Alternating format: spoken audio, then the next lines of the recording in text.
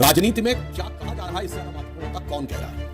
अब खड़गे जी तो इनकी पार्टी के राष्ट्रीय अध्यक्ष, उन्होंने कहा गंगा स्नान करने से क्या मिल जाएगा, गंगा में स्नान करने से कुछ मिलता है क्या।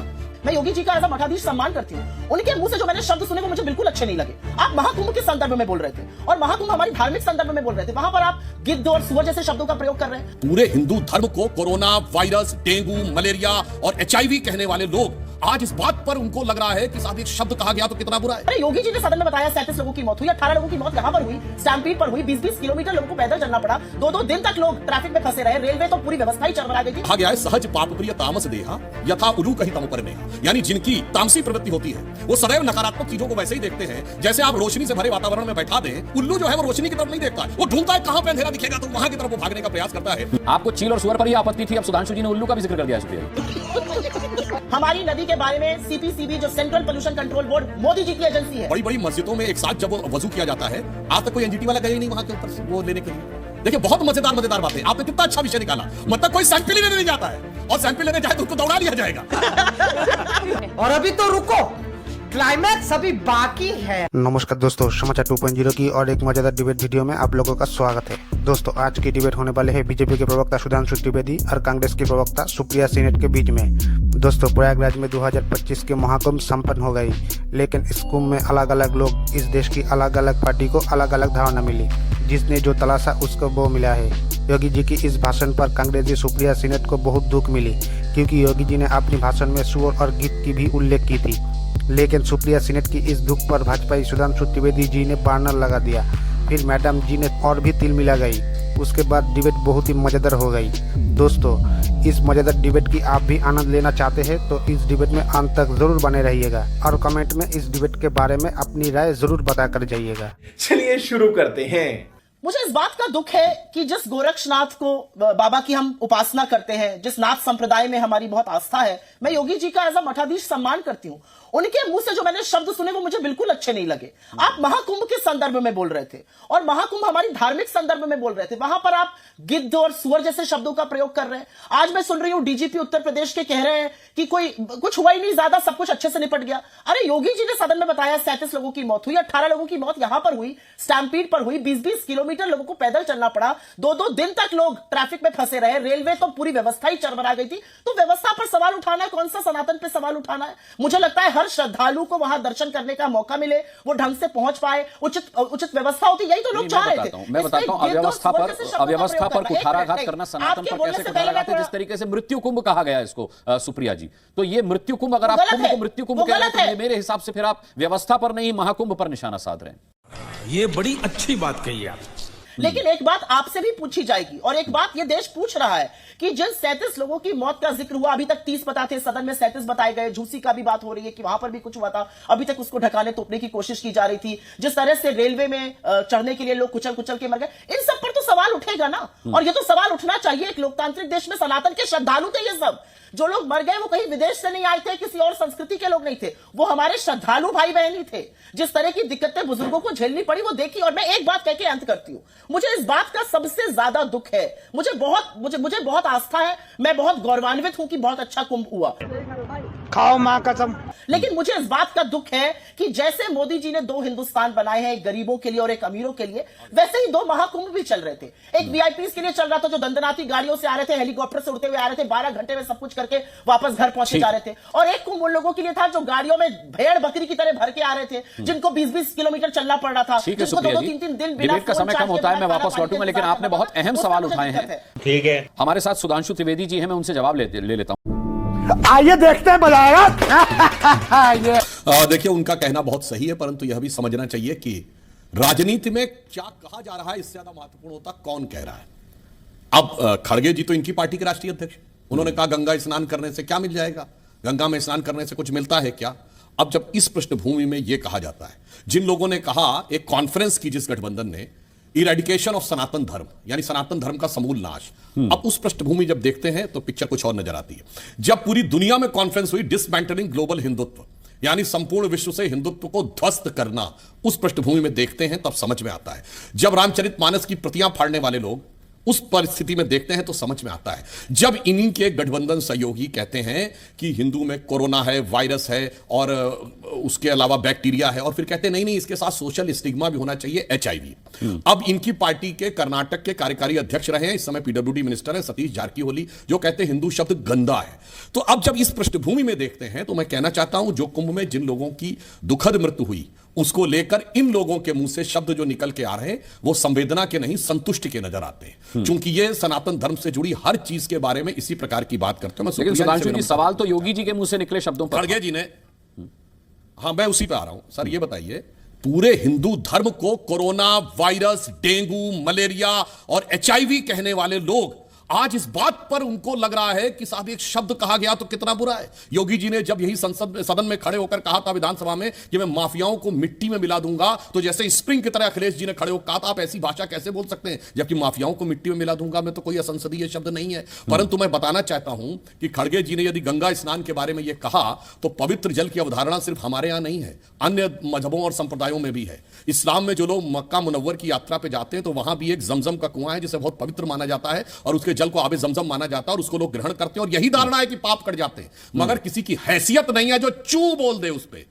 जो गंगा जल के लिए कहते हैं इससे क्या होता है, आबे जमजम पे चू नहीं बोल सकते। अब सुनिए, जब आप वेटिकन जाते हैं तो पोप भी आपके ऊपर पवित्र जल छिड़कता है और कहता है it removes you from all the sins. कोई चू नहीं बोल सकता, किसी की हैसियत नहीं है। इवन हिंदू फैमिली के जो धर्म है उसमें भी अगर आप देखें तो स्वर्ण मंदिर में भी पवित्र सरोवर है और उसके जल को भी ऐसे ही पवित्र माना जाता है। कोई चू नहीं बोल सकता, तब समझ में आता है। तो जो योगी जी ने कहा है, अगर इन पे इनको आबे जमजम को लेकर के या किसी और पवित्र जल को लेकर के एनजीटी की कोई रिपोर्ट सामने भी तो नहीं आई ना सुधांशु जी? बहुत गजब है। मैं आपसे, सुनिए, आपने बड़ी अच्छी बात कही, किसी की हैसियत है जो उसमें जाकर, आप सुनिए, बड़ी बड़ी मस्जिदों में एक साथ जब वजू किया जाता है, आज तक कोई एनजीटी वाला गया ही नहीं वहां के ऊपर वो लेने के लिए। देखिए बहुत मजेदार बातें, आपने कितना अच्छा विषय निकाला। मतलब कोई सैंपल ही लेने नहीं जाता है और सैंपल लेने जाए तो उसको दौड़ा लिया जाएगा। सही पकड़े हैं। यहां पे स्थिति फिर भी कोई सवाल भी नहीं उठाना करता है। अगर हम कुल्ला भी कर रहे हैं और उसके बाद हाथ भी कर रहे हैं तो इसलिए मैं कहना चाहूंगा, इसके लिए रामचरितमानस में भी एक चौपाई है, मैं कैवियट लगा के बोल रहा हूं, मैं किसी व्यक्ति के लिए नहीं बोल रहा हूं। कहा गया है सहज पाप प्रिय तामस देहा यथा उलू कही तम पर नेहा, यानी जिनकी तामसी प्रवृत्ति होती है वो सदैव नकारात्मक चीजों को वैसे ही देखते हैं जैसे आप रोशनी से भरे वातावरण में बैठा दें। तो मैं कह रहा हूं, फिर कैवियट लगा किसी व्यक्ति, उल्लू जो है वो रोशनी की तरफ नहीं देखता है, वो ढूंढता है कहां पे अंधेरा दिखेगा तो वहां की तरफ वो भागने का प्रयास करता है। तो इस जो मैंने पूरी घटनाएं बताई, इनके इन बयानों की पृष्ठभूमि जब आप देखते हैं तो ठीक है। सुधांशु जी, सुप्रिया जी का रुख करते हैं। वो संवेदना नहीं, संतुष्टि। आपको चील और सुअर पर ही आपत्ति थी, अब सुधांशु जी ने उल्लू का भी जिक्र कर दिया है। सुप्रिया जी, मुझे ऐसा लगता है कि बीजेपी से मेरी बहुत ज्यादा अपेक्षा नहीं है। गिद्ध, सुअर, चील, कौवे जैसी बातें करना, ये तो सनातन संस्कृति के ही खिलाफ है। अच्छा, और सदन में करना यह असंसदीय भाषा, उसके बाद भी एक्सपंज नहीं होता है। हमारे लोकसभा राज्यसभा में तो एक बार अडानी बोलकर देखिए तुरंत एक्सपंज हो जाएगा, आरएसएस बोलकर देखिए एक्सपंज हो जाएगा, शायरी पढ़ दीजिए एक्सपंज हो जाएगी। मैं यहां पर दो बातें कहना चाहती हूं और मैं भी बात रामायण से ही शुरू करती हूं। दैहिक दैविक भौतिकता राम राज नहीं कहूं व्यापा, ये रामचरितमानस की लाइनें हैं और मैं यहां पर पूरी श्रद्धा से बोलना चाहती हूं। जो श्रद्धालु मरे वो हिंदू थे, जो लोग लापता है जिनकी अभी तक सूची नहीं मिल पा रही वो हिंदू थे, जो लोग कुचल कुचल कर स्टेशन पर मर गए वो श्रद्धालु थे जो किसी भी कीमत पर पहुंचना चाहते थे। आपको व्यवस्था करनी चाहिए थी। 3-3 लाख की कैपेसिटी की ट्रेन में 12-12 लाख भर के लोग जा रहे थे, क्यों जा रहे थे आपने, और ट्रेनें क्यों नहीं चलाई? और मैं यहां पर एक बात पूरे पते से बोलती हूं, हमारी नदी के बारे में सीपीसीबी जो central pollution control board Modi ji की एजेंसी है, उसको योगी जी की एजेंसी झूठा कह रही थी। योगी जी कहते हैं झूठ बोल रहे हैं। तो ये योगी जी और दिल्ली के बीच की लड़ाई थी या ये योगी जी और विपक्ष की लड़ाई थी, मैं ये नहीं समझ पा रही। लेकिन यहां पर बैठकर व्हाट्सएप का ज्ञान देना गलत है। और मैं अंतिम बात कह के अपनी बात खत्म करती हूं। आपको किसी के लिए क्या झूठ बोलना है उससे मुझे कोई फर्क नहीं पड़ता है, लेकिन आपने 2 कांग्रेस के नेताओं का नाम लिया, उसका बता देती हूं। झाकरियोली जी ने बिल्कुल क्लियरली कहा था ये हिंदू शब्द फारसी से आया है और इसका मतलब गलत भी हो सकता है। उन्होंने ये लेटर इनके पूर्व मुख्यमंत्री को बसवराव मुंबई को लिखकर बोला था और कहा था मेरा ये बिल्कुल इंटेंशन नहीं था, मैं फारसी ओरिजिन को कह रहा था। दूसरा, खड़गे जी का नाम लेकर आप कह रहे हैं कि खड़गे जी ने ये कहा, खड़गे जी ने ये बिल्कुल नहीं कहा। खड़गे जी ने कहा इस देश के तमाम नौजवान जो बेरोजगार हैं उनको नौकरी दीजिए, जो गरीबी और गुर्बत और आर्थिक तंगी से आत्महत्या कर रहे हैं उनकी स्थिति सुधारिए, और ये आपके पाप है और ये पाप डुबकी लगा के नहीं जाएंगे। अभी बदत है भाई, अभी बदत है। सुधांशु जी, देखिए सुप्रिया जी ने जो कहा तो मैं याद दिलाना चाहता हूं, ठीक इनके नेताओं का मात्र 2-3 हफ्ते पहले का बयान है, कुंभ में तो भीड़ ही नहीं है, वो तो खाली जा रही है।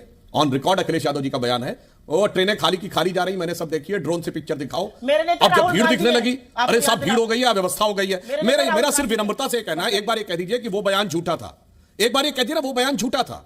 जो अखिलेश जी ने कहा गोरखपुर से खाली आती हुई ट्रेनें मैंने देखी हैं, मिर्जापुर से खाली आते हुए देखी हैं, ड्रोन से दिखाओ। अरे जनाब अब तो इतनी भीड़ दिख गई, ड्रोन तो छोड़िए, सैटेलाइट से अगर आपने देखा होगा तो प्रयागराज से वाराणसी वाली एक सड़क चीज के कहना ऊपर कितनी चाहती भीड़, उधर मध्य प्रदेश में कटनी रीवा वाली भीड़, लखनऊ वाली सड़क पे भीड़, मिर्जापुर जौनपुर वाली सड़क पे भीड़। इसलिए मैं कहना चाहता हूं इनको हमेशा एक नेगेटिव पॉइंट एक देखना, चीज पहले कह रहे थे छोटी सी भीड़ बोलना नहीं है, चाहती अब भीड़ हो गई तो उसके अंदर ये समस्या है। ये बात बहुत स्पष्ट हो जाती है, छोटी सी यही एक बात तो मैंने कहना कहा था, एकदम चाहती बात साफ साफ सामने आ जाती है। दूसरी बात जो ये कहते हैं कि साहब पानी में बहुत गंदगी थी और ये था वगैरह वगैरह, तो मैं कहना चाहता हूं 65 करोड़ लोगों ने स्नान किया, तो ज्यादा नहीं 10% को तो बीमार पड़ना चाहिए था, जितनी आप लोग गंदगी बताते हैं, जितनी बताई गई, और 1% को यानी 6.5 करोड़ को तो बीमार पड़ना चाहिए था, और 1% तो हॉस्पिटलाइज हो जाना चाहिए था ना, तो 65 लाख तो हॉस्पिटलाइज हो जाने चाहिए थे। तो कितने लोग हॉस्पिटलाइज देखिए, मैं कहना चाहता हूं हमारे सभी राज्य सरकारों की पूरी सरकार ने, पूरे मंत्रियों ने डुबकी लगाई। कितने मंत्री आपको दिखे कि एक दिन के लिए भी वो ऑफ हुए हो, किसी को कोई बीमारी हो गई हो, कुछ हो गया हो? ये इससे कहते हैं हाथ कंगन को आरसी, क्या जो आपने अनुराग बोला जी, ना, छोटी सी पढ़े बात लिखे कहना को चाहती हूं। क्या? सही बात है। देखिए समस्या क्या है, आप कह रहे हैं कि आप राजनीति नहीं करते, बिल्कुल हमें समझ में आ रहा है, परंतु यहां राजनीति का विषय नहीं है, यहां तो भारत की सांस्कृतिक अस्मिता का विषय है। मैं लाखों दर्शकों से पूछता हूं, कुंभ 12 वर्ष में एक बार होता है बृहस्पति ग्रह के रोटेशन के हिसाब से, मगर आपने 2014 से पहले कितने कार्यक्रमों में शब्द सुना कि ये एक बहुत साइंटिफिक पर्व है जो जुपिटर ग्रह की एस्ट्रोनॉमिकल पोजीशन के आधार पे होता है, जब जुपिटर, सैटर्न और सन एक साथ होते हैं। ये तो हजारों साल से होता रहा, कोई नहीं कहता था, क्योंकि इससे हिंदू धर्म की धार्मिकता के साथ साथ वैज्ञानिकता भी दिखती है। मैं विनम्रता से कहता हूं 2012, 13, 10, 11, 8, 9 में कभी दिखा दीजिए, बल्कि मुझे अपने बचपन का याद है। जुपिटर पहला बदल थोड़ी कुंभ याद है, 1989 सुधांशु भाई का कैसी याद है, अवैज्ञानिक बात राजीव कर रहे गांधी हैं। जी। 12 साल में ही जुपिटर चक्कर लगाएगा, संकेत तो 12 साल में कुंभ होगा। और ये सारी जो भी प्लैनेट्स की ठीक है, आप मैं वही कह रहा हूं अलाइनमेंट भाई। की बात कर रहे हैं, प्लैनेट्स की अलाइनमेंट 28 फरवरी, आप आपके कहे कुंभ के 2 दिन बाद टर्न जो पे 28 फरवरी बोलिए, अपने टर्न पे उसमें बोलिए। 5 प्लैनेट्स की अलाइनमेंट हो रही भाई है। अपने अपने टर्न पे बोलिए भाई, मैं आप काहे आप बीच में बोलने ठीक है, लगे? ठीक है, सुधांशु, मैं बताना संक्षिप्त चाहता रहिए, हूं हाँ। इस बार आपने तमाम मीडिया जगहों के ऊपर आर्टिकल्स में बात पढ़ी, क्योंकि इससे वैज्ञानिकता उभर के आती है। पहले कोई इस चीज को हाईलाइट नहीं करता था। मुझे अपना सबसे अर्लीस्ट कुंभ याद है 1989, तब राजीव गांधी जी की केंद्र में सरकार थी, एनडी तिवारी की यूपी में सरकार थी, और मैं आपको बताता हूं मैं देख के चौंक गया था, यूपी रोडवेज और रेलवे में मेला टैक्स लगता था। उसी समय एक बालक के रूप में मेरे मन में यह भाव आया था कि अरे भाई कुंभ मेला पे मेला टैक्स और हज पे सब्सिडी। तुम्हें शर्म है? कुछ शर्म आया है? रामकृपाल जी ने बड़ी अच्छी बात कही थी कि कोई गोवा नहीं जा रहे हैं श्रद्धालु समंदर में डुबकी लगाने या सनबाथ लेने, कष्ट भोग करके तीर्थ करने का इस देश में एक इतिहास रहा है, फिर उस पर सवाल कैसा? सवाल सिर्फ इसलिए है क्योंकि श्रद्धालुओं और श्रद्धालुओं में अंतर नहीं हो सकता है। श्रद्धालु में अंतर नहीं किया जा सकता है। श्रद्धालु अगर गरीब है तो वो बेचारा बसों में मरेगा, वो ट्रेन में कुचला जाएगा, और अगर अमीर है तो वो दंदनाता हुआ गाड़ी से और हेलीकॉप्टर से आएगा। इस पर आपत्ति है, बिल्कुल तप और तपस्या से ही ईश्वर मिलते हैं, इसमें कौन सी बड़ी बात है। लेकिन मैं एक बात यहां कहना चाहती हूं, बोल यहां पर किसी ने कहा पौराणिक संस्कृति का विपक्ष को आभास हो रहा है। हमें 2 चीजों पर बीजेपी से और किसी व्यक्ति से सर्टिफिकेट नहीं चाहिए। अपनी बात कर रही हूं, वो है राष्ट्रवाद और वो है मेरा धर्म। यहां पर कुछ लोगों की बात सुन के ऐसा लग रहा है जैसे महाकुंभ पहली बार हुआ है। हाँ। अरे ये सनातन ये तो अखिलेश यादव ने भी कहा था कि ऐसा लग रहा है महाकुंभ पहली बार। ठीक है, मेरे पास समय की कमी है, सुधांशु जी से क्लोजिंग कमेंट में जरूर लेना चाहूंगा। के टाइम पर भी हुआ, अंग्रेजों के टाइम पर भी हुआ, ठीक और है। हमेशा सुधांशु जी, होगा। closing मुगलों के comment, टाइम पर भी छोटा हुआ, सा। अंग्रेजों के टाइम पर भी हुआ, जी। हमेशा होगा। जी, जी। किस तरह की बातें करते हैं ये लोग? देखिए जो सुप्रिया जी ने कहा, बिल्कुल ये जानते हैं कुंभ पहली बार नहीं हो रहा है, पर एक अलग कलेवर में पहली बार हो रहा है। ये 144 साल के बाद का कुंभ नहीं है, 450 साल बाद का ये पहला कुंभ है, जो इलाहाबाद में नहीं प्रयागराज में हो रहा है। 450 साल के बाद का पहला कुंभ है, जब अक्षय वट किले के अंदर नहीं है, जनता के लिए खुला है। 500 साल के बाद का पहला कुंभ है, पहली बार श्री राम जी विराजमान ठीक है। हैं, कुंभ स्थल पे ही मौतें हो जाए, ये भी पहली बार हुआ है। एक लाइन में ये तरीका गलत है, मैं तो बोल नहीं रहा था इनके बीच में। ठीक है, मैं 1 मिनट अपनी पूरी बात ठीक है, करता हूं, ठीक है, गलत तरीका है भाई। समय मेरा आप खत्म हो चुका है। कोई सुधांशु जी, नहीं हाँ। किया था। मैं एंड करना चाहता हूं, मैं बिल्कुल एंड करना चाहता हूं। छोड़िए, ये पहला कुंभ है जब अयोध्या की जगह फैजाबाद की जगह अयोध्या है, जब औरंगाबाद की जगह संभाजी नगर है। और अंत में मैं कहना चाहूंगा, यह भारतीय संस्कृति और पश्चिमी संस्कृति का अंतर बताता है। यहां नागा साधुओं को देखिए और वो भोगवादी संस्कृति को देखिए। एक लाइन में कहकर बात समाप्त करता हूं कि वो सुख खोजे भौतिकता में, मदिरा और मांस की बोटी में, और ये भस्म रमाए अपने तन पर खुश है इसी लंगोटी में। सारी वेस्ट का थॉट प्रोसेस खत्म हो जाता है। और सूची ना दीजिए। बिलबिलाहट है कि कोई अच्छी बात है हिंदू धर्म के बारे में बात करें तो बिलबिलाहट है।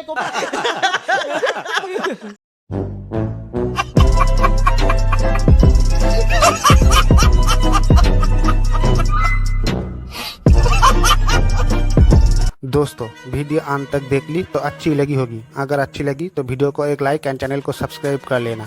एंड वीडियो के बारे में अपना क्या राय है कमेंट में ज़रूर लिख के जाना। वीडियो आखिर तक देखने के लिए आपको बहुत बहुत धन्यवाद। चलिए मिलते हैं अगली वीडियो में, तब तक के लिए जय हिंद, जय भारत, जय सिया राम।